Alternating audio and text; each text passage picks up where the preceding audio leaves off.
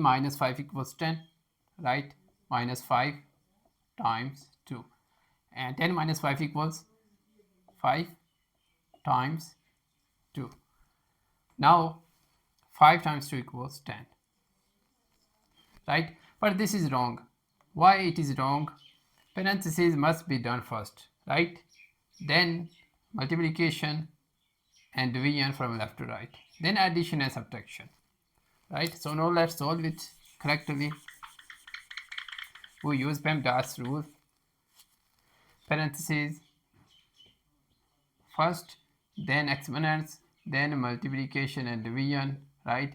Then addition and subtraction after multiplication and division, right? So inside the parentheses, 15 minus 5 equals 10, right? Minus 5 times 2. Now multiply first, right? 10 minus 5 times 2 equals 10, and 10 minus 10 equals 0.